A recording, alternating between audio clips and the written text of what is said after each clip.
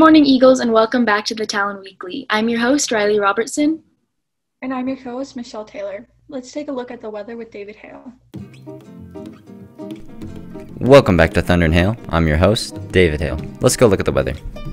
For most of this past week and even into this week, we didn't see much precipitation in our region, so we're going to continue to see that throughout this upcoming week. Friday's high will reach about 56 degrees while it really cools off to 37 degrees in the evening. Conditions will be partly cloudy during the day, with tonight being mostly clear.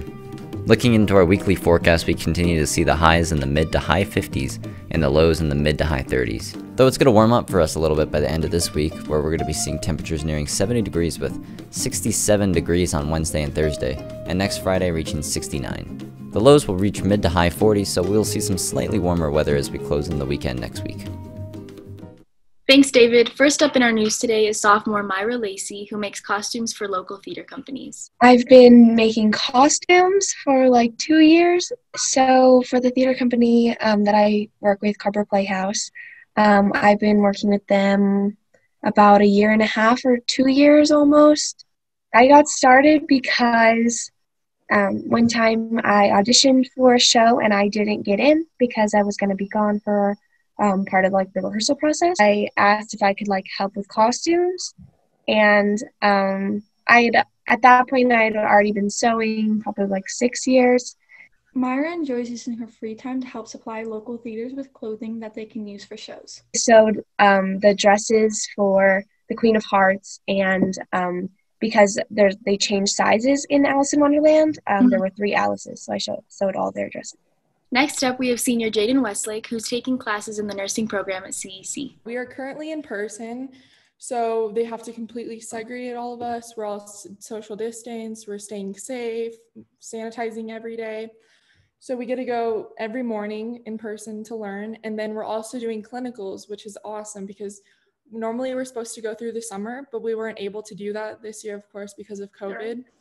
But currently, we're all still at clinicals, which is going great. We're all so excited to be there. Jayden says that the program has needed to make changes due to COVID, including altering the curriculum. We had a whole unit on COVID, which was interesting because we, of course, have to know everything about it since we're in person with these patients because we don't want to put them at risk and we don't want to be at risk ourselves. After seeing all the dedication that the healthcare workers are doing during this hard time, they're like, wow, I really want to be a part of that and make a difference in people's life. I feel like since COVID's happened, normally a lot of people tend to drop out of the program, but a lot of people have stayed in and have stuck to it, which I think is because of COVID and what they're dealing with, and they want to make a difference and help with this virus. Lastly, we have sophomore Lily Dolinsky, who is an aerial silk artist. My mom was searching for an aerial acrobatics type thing for herself, and she stumbled across a couple of places here in Albuquerque that do it, and she kind of gave up on the idea for herself.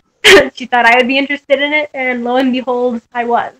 Aerial silk is an acrobatic activity that takes extreme strength and focus.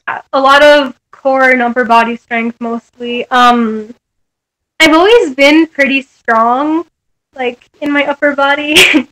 But then just like going to aerial that often pretty much just helped me build the strength that I need. I didn't need to do any like prior training or anything.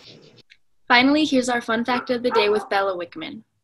Hey Eagles, my name is Bella, and your fun fact for today is that dogs' nose prints are unique, similar to a person's fingerprint.